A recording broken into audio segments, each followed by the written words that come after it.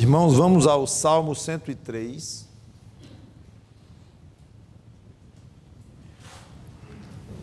Versículos 14 a 22.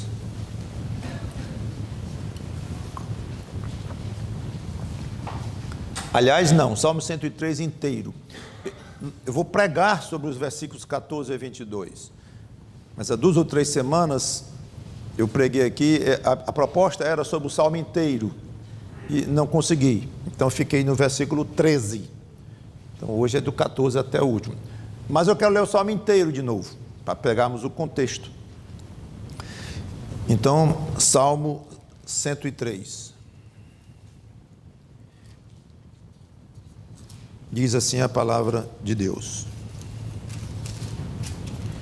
bendize, ó minha alma, ao Senhor, e tudo que há em mim, bendiga o seu santo nome. Bendize, ó minha alma, ao Senhor, e não te esqueças de nenhum só de seus benefícios. Ele é quem perdoa todas as suas iniquidades, quem sara todas as tuas enfermidades, quem da cova redime a tua vida e te coroa de graça e misericórdia, quem farta de bens a tua velhice, de sorte que a tua mocidade se renova como a da águia. O Senhor faz justiça e julga a todos os oprimidos. Manifestou os seus caminhos a Moisés e os seus feitos aos filhos de Israel. O Senhor é misericordioso e compassivo, longânimo e muito benigno. Não repreende perpetuamente, nem conserva para sempre a sua ira. Não nos trata segundo os nossos pecados, nem nos retribui consoante as nossas iniquidades. Pois quanto o céu se alteia acima da terra, assim é grande a sua misericórdia para com os que o temem. Quanto dista o Oriente do Ocidente, assim afasta de nós as nossas transgressões. Agora, a partir de hoje, como um pai do 14. Como um pai se compadece de seus filhos, assim o Senhor se compadece dos que o temem. Agora, a partir de hoje, vamos ler, vamos meditar nesta parte. Pois Ele conhece a nossa estrutura e sabe que somos pó. Quanto ao homem, os seus dias são como a relva, como a flor do campo, assim ele floresce. Pois soprando nela o vento desaparece, e não conhecerá daí em diante o seu lugar. Mas a misericórdia do Senhor é de eternidade a eternidade sobre os que o temem. E a sua justiça sobre os filhos dos homens. Digo, sobre os filhos dos filhos, para com os que guardam a sua aliança e para com os que se lembram dos seus preceitos e os cumprem. Nos céus estabeleceu o Senhor o seu trono, e o seu reino domina sobre tudo. Bendizei ao Senhor todos os seus anjos, valorosos em poder, que executai as suas ordens e lhe obedeceis à palavra. Bendizei ao Senhor todos os seus exércitos, vós, ministros seus, que fazeis a sua vontade. Bendizei ao Senhor, vós, todas as suas obras, em todos os lugares dos seus domínios. Bendize, ó minha alma, ao Senhor. Vamos orar. Santo Deus, nosso bom Pai, é um salmo tão belo e tão detalhado, que até constrange o pregador. A vontade é de sentar e deixar que estas palavras inspiradas pelo Espírito Santo, elas próprias penetrem no coração e façam o efeito devido. Mas nós temos que pregar, é obrigação nossa pregar e é obrigação nossa ouvir. Então nos ajuda a falar e a ouvir a Tua palavra, que o que vai dizer aqui não vá estragar a beleza do que foi dito, mas possa, ao contrário, contribuir e ajudar a cada um de nós a tornar essas palavras mais práticas, mais vivas dentro do nosso ser, mais eficientes no nosso dia a dia. Caso contrário, não adianta as palavras serem tão bonitas, se não vão produzir, não adiantam para nós essas palavras serem tão bonitas, se não vão produzir um efeito prático. Nos ajuda nisto, em nome do Senhor Jesus Cristo. Amém. Nós vimos então como Davi fala à própria alma para se concentrar em louvar a Deus, não esquecendo de nenhum benefício e citando muitos atributos de Deus, alguns repetidamente, como misericórdia e alguns outros. Nós notamos que, após falar da misericórdia de Deus para com os homens em geral, isso foi algo que eu chamei bem atenção na outra pregação, Davi, então, afunila, ele concentra na relação de Deus com um grupo de pessoas, no caso, aqueles que o temem. Continuando, então, do versículo 14. Pois ele conhece a nossa estrutura e sabe que somos pó. Quando a gente pensa em estrutura, a lembrança vai ser o quê? Ferro, concreto, pedra, madeira, uma coisa sólida. Experimente fazer alguma coisa de pó. Então a nossa estrutura é pó. E o motivo é óbvio, nós fomos feitos do pó da terra. Deus nos fez disso. O ponto de partida que Deus usou em termos materiais foi o pó. E daí, muito poder, muita sabedoria para transformar o pó no complexíssimo corpo humano como nós o temos. Mas o fato é que nós somos pó, viemos de lá. E temos a fragilidade de pó. Aliás, eu acho até um vexame para a raça humana dizer que a estrutura nossa é pó. Somos tão orgulhosos, tão vaidosos como criaturas. Essa é uma raça muito ciente de si mesma e que ultrapassa em muito a capacidade de observar a si e valorizar a si mesmo e ver a maravilha como é feito, mas de uma forma tal a levar glórias a quem criou. Mas não, o homem dá glórias é a si mesmo e como se ele tivesse criado a si próprio e não gosta dessa história que veio do pó, também não diz de onde veio, que veio de uma explosão e daí foi desenvolvendo em formas mais complexas de vida e tal, mas não se dobra a grande maioria da humanidade em dizer, é mesmo, nós somos pó mesmo e somos muito frágeis e viemos de um Deus poderoso e a Ele que nós devemos toda a glória. Seja como for, aí está o fato. Davi quer dizer que nós somos feitos de pó e que Deus sabe disto, óbvio, não precisava nem dizer, mas que Deus considera assim ao se compadecer de nós. Não é só um dado que Davi está dizendo, ora, nós somos feitos de pó, ponto, é uma aula de ciências. Não, nós somos feitos de pó e Deus considera isto, Ele tem misericórdia dessas criaturinhas tão frágeis, infelizmente tão arrogantes, mas sem importar isto, tão frágeis que Deus criou. Ele tem misericórdia.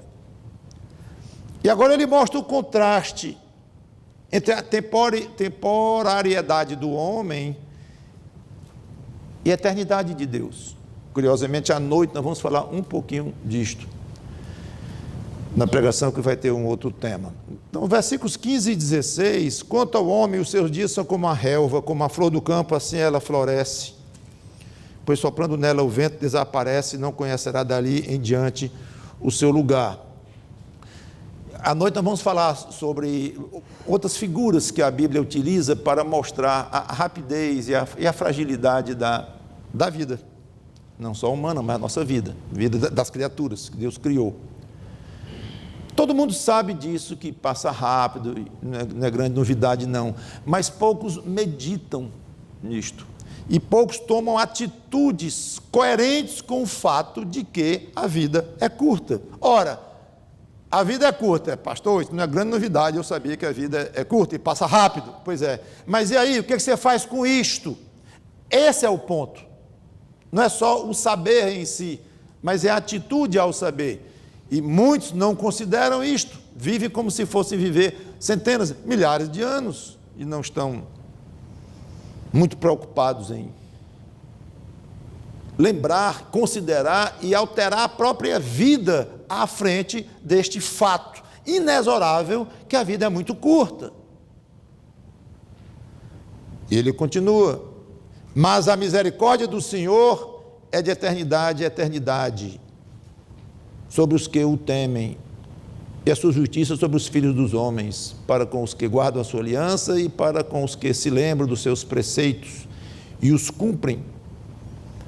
Deus é eterno, não tem começo nem fim. Ele é de eternidade a eternidade. Logo, os atributos dele, inerentes à pessoa dele, esses atributos serão parte dele, intrínseca dele, de eternidade a eternidade. Então é a maneira que Davi encontrou dizer, a misericórdia dele é de eternidade a eternidade. Na realidade, é Deus que vive de eternidade a eternidade. Como ele é misericordioso, a misericórdia está lá o tempo todo, de eternidade a eternidade. Não há momento algum em que se possa chamar de tempo ou medir de alguma forma em que a misericórdia de Deus não estava presente, porque ele sempre estava presente, e ele é misericordioso, faz parte da natureza dele isto. Então, os atributos de Deus, todos eles, existem o tempo todo. E Davi que ressalta a misericórdia e ressalta a justiça. Interessante, além de dizer pela terceira vez que Deus usa misericórdia e justiça sobre um grupo específico de pessoas, os que o temem, Davi explica um pouquinho melhor quem são essas pessoas. E fala de duas características delas. A primeira, guardam a sua aliança, aqui no versículo 18. Segunda, lembram-se dos seus preceitos. Poderíamos dizer terceira, e cumprem. Mas, na verdade, o cumprir parece com o guardar, então vamos chamar de duas características aqui. Eles temem a Deus. Não é porque tem pavor de Deus, não é porque tem medo de Deus, não é porque apenas creem em Deus, não. É porque levam muito a sério tudo o que Deus diz.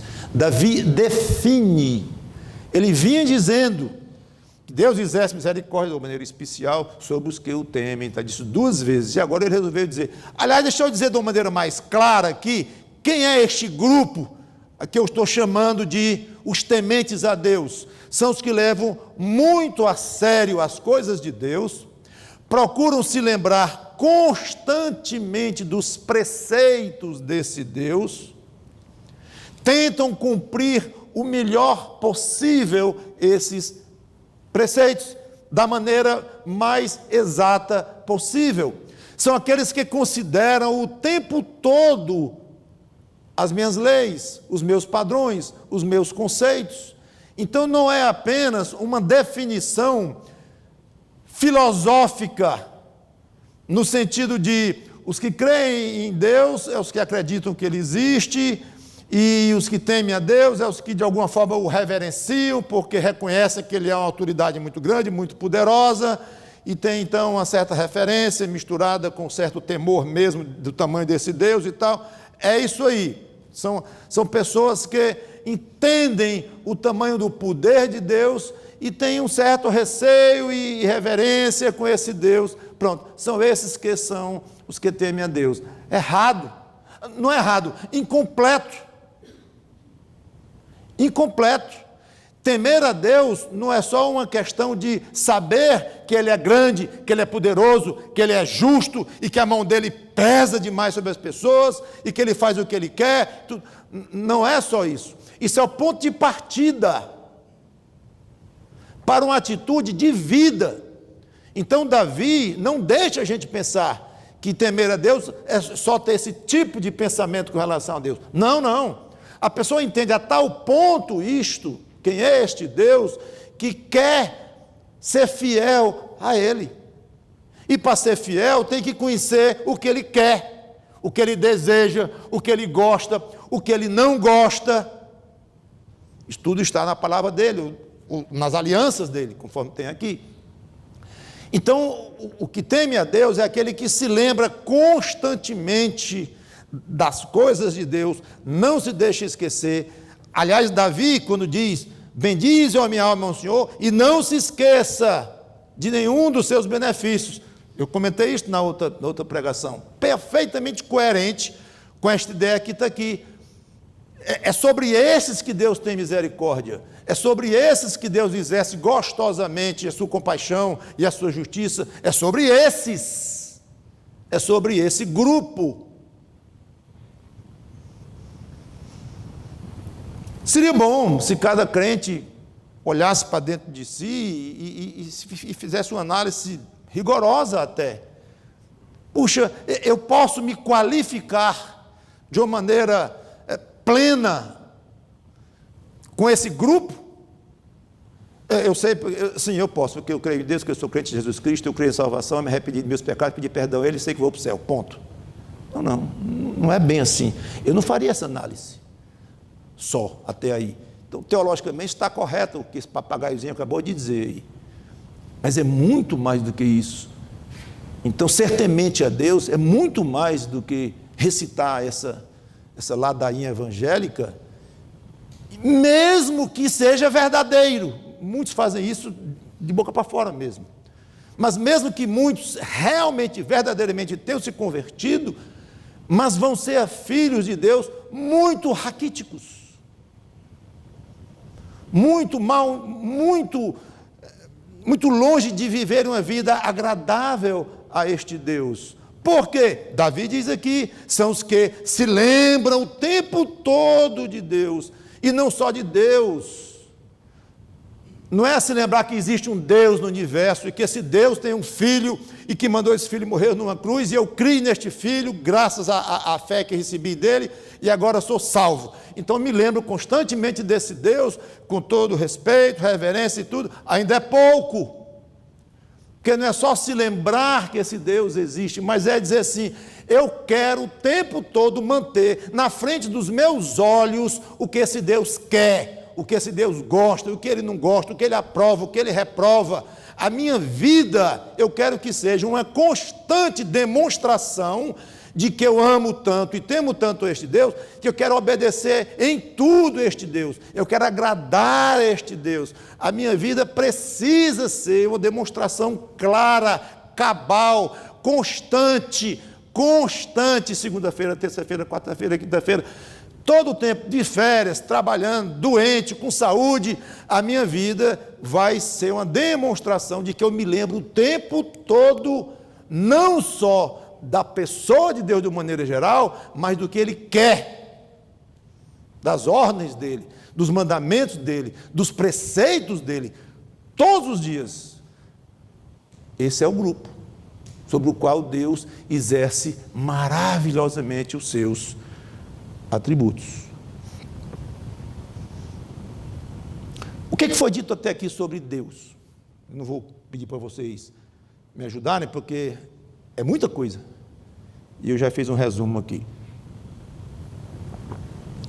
O que Deus faz, especialmente com aqueles que temem a Ele, da maneira como Davi, não eu, mas Davi já explicou.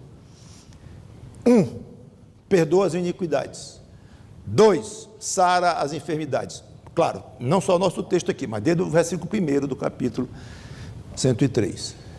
3, redime a alma. 4, cerca de graça e misericórdia. 5, assiste na velhice. Tudo isso eu expliquei já na mensagem passada. 6, faz justiça. 7, julga o oprimido. 8, afasta a transgressão. 9, compadece-se do seu filho. O que Deus não faz com aqueles que Ele temem. Não repreende perpetuamente. 2, não conserva a ira para sempre. 3, não nos trata segundo os nossos pecados. 4, não nos retribui conforme nossas iniquidades. Aqui nós temos um total de... e faltou o que Ele é. Era o primeiro que eu ia dizer e pulei. 1, misericordioso. 2, compassivo. 3, longânimo. 4, benigno. Então, na realidade, eu li 17 qualidades ou características de Deus que Davi, até o versículo 18, coloca aqui. Interessante, quase um por versículo. Então, é uma passagem cheia de atributos, e Davi quase que se obrigou a isto. Lembra? No comecinho do Salmo, não se esqueça de nenhum só dos seus benefícios. Eu não sei se Davi disse assim, eu vou escrever de um por um, eu vou puxar aqui da minha mente, do meu coração, viu minha alma? Bendiga a Deus aí, não se esqueça, lá vai.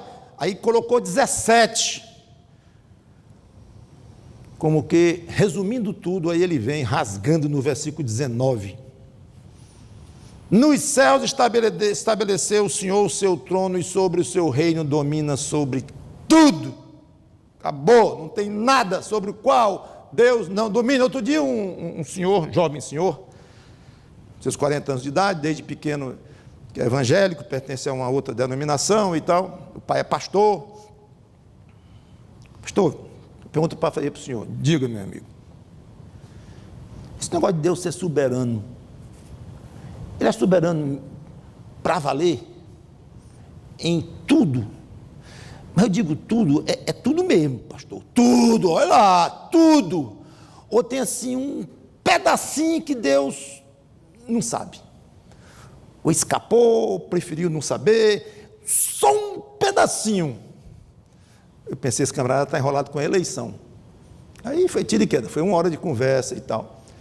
Mas ele queria, para poder entender a questão do amor de Deus, da eleição e a responsabilidade do homem, aquela história que eu tenho comentado muito aqui, como não batia na cabeça dele, é muito comum isso, com crentes, então abre uma pequena brecha que aqui Deus abre mão da sua soberania e deixa o homem resolver.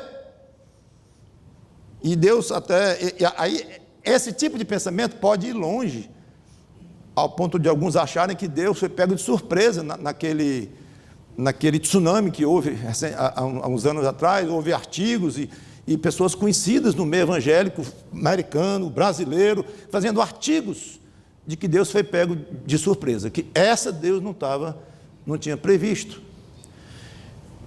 Eu não entendo como é que alguém pode ler um versículo desse e muitos, dezenas, talvez centenas de outras passagens nas Escrituras que não deixam nenhum tipo de abertura para Deus deixar de exercer o seu poder, sua soberania. Nos céus estabeleceu o Senhor o seu trono e o seu reino domina sobre tudo. Nada fica fora do alcance de Deus. E termina com um apelo, praticamente como se dissesse, já que é assim, bendigam a Deus. Eu estou, desde o versículo 1 falando, desfiando aqui atributos maravilhosos de Deus. Então, vamos louvar a Deus. Ele começou louvando a Deus sozinho. Aí ele diz, vamos todo mundo louvar a Deus, porque um Deus desse tem que ser louvado demais, não dá para ficar sem glorificar esse Deus. Aí, mas Davi, nós quem? Você está chamando quem para se unir a você para glorificar a Deus? Versículo 20. Eu vou começar com os anjos. Bendizei ao Senhor todos os seus anjos, valorosos em poder, que executais as suas ordens e lhe obedeceis à palavra. Vocês aí, anjos poderosíssimos, de uma maneira tal que a gente nem imagina o tamanho do poder de um anjo, mas Deus tem um poder tão grande que os anjos poderosos obedecem a esse Deus. Pois louvem a Deus vocês, anjos, que estão bem pertinho dele aí. E continua, versículo 21, bendizei ao Senhor todos os seus exércitos, vós ministros seus, que fazeis a sua vontade. Aqui entra anjos, seres humanos, todos os que têm vida, entendo eu. Com base em Salmo 150, inclusive, acho que aqui entra até os animais. Louvem a Deus vocês, os animais. Todo mundo. Tudo que respira, louve a Deus. Mas ainda achou pouco, Davi. 22. Bendizei ao Senhor vós todas as suas obras. Uma pedra é obra de Deus? Pois louve a Deus, dona Pedra. Não fique de fora, não. Louve a Deus também. Um besouro é obra de Deus, pois louve a Deus. Uma águia, um pássaro, um metal precioso, um metal não precioso, o mar, as estrelas, lua, tudo. Começando com os anjos valorosos em poder. Tudo. Louve a Deus. Os exércitos de Deus, tudo. Todas as suas obras, em todos os lugares do seu domínio. Se ele acabou de dizer que nada fica fora dos domínios de Deus, então nada deve ficar fora deste ato de bendizer a Deus, juntamente com Davi. E esse homem é um poeta. Ele termina exatamente como ele começou. Bendize, ó minha alma, ao Senhor. Ele começou consigo próprio, expandiu de uma maneira o mais larga possível aqueles que deveriam se juntar a ele para louvar a Deus, mas ele, curiosamente, ele não termina deixando todo o universo, tudo, até as pedras, louvando a Deus. Quer saber de uma coisa? Se eu não louvar a Deus, pouco adianta eu estar mandando os anjos louvarem, os ministros, os homens, os animais, as pedras, tudo louvar a Deus. Posso ficar rouco de mandar as pessoas louvarem a Deus. Posso escrever poesias mandando tudo que existe louvar a Deus. Se eu próprio não louvar a Deus, pouco adiantou para mim. Então ele volta para onde ele começou, com ele próprio. Foi longe e volta como um adorador pessoal. Não adianta falar maravilhas e maravilhas de Deus se a minha própria alma não o louva. Fico pensando, é comum crentes lerem livros e elogiarem os autores, ouvirem pregações, elogiarem os pregadores. Isso é muito bom. Todos nós fazemos isso, e lê biografias, e lê os estudos dessas pessoas, e essas pessoas elevam a alma da gente, algumas delas, quando escrevem, quando pregam, e faz muito bem a nós. Ótimo.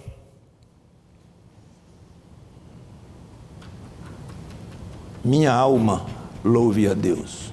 Não se contente em ouvir uma bela pregação, em ler um belo livro, ficar todo arrepiado, chorar inclusive, como o pastor fulano me inspira, como Calvino me inspira hoje e me leva às lágrimas, e como era linda a maneira do poeta tal se dirigir a Deus. Lutero fez hinos belíssimos, quantas pessoas têm hinos belos, e isso não é suficiente para você. Porque se esses homens não estão fazendo que você arranque louvores a Deus na sua vida, não apenas cantando nem abrindo a boca, mas vivendo no dia a dia, se lembrando dos preceitos dele todo o tempo, fazendo com que a sua vida seja uma demonstração viva, para quem quiser ver, do que é alguém que ama a Deus. Se isso não partir de dentro de você, esses autores, poetas, escritores, pregadores, pouco fizeram para você.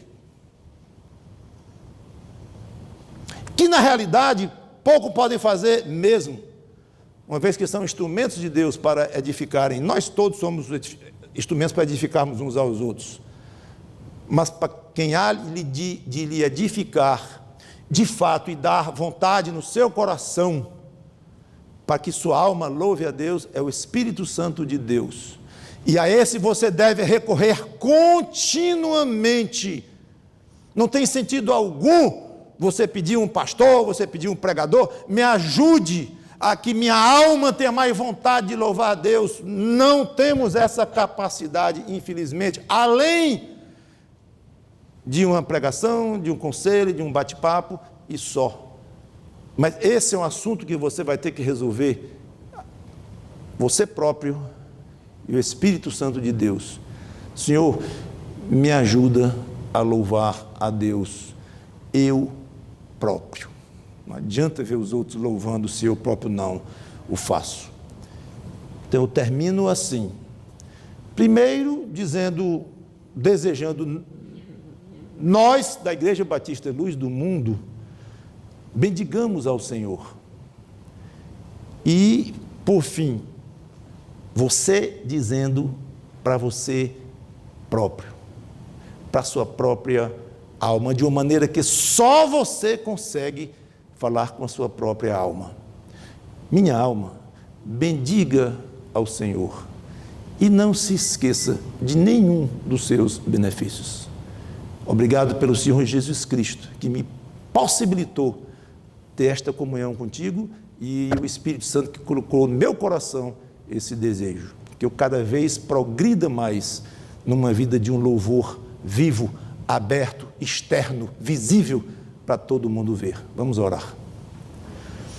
Obrigado, Senhor Deus, pela Tua palavra, que o Teu Espírito Santo nos ajude a louvar a Deus de uma maneira mais forte, no dia a dia, e nos lembrando dos Teus benefícios, nos lembrando da Tua palavra, nos lembrando dos Teus preceitos, Senhor, levando muito a sério o que Tu tens colocado nas Escrituras, aquilo que Tu aprovas e não aprovas, que Tu gostas e não gostas, que Te dá alegria e que não dá.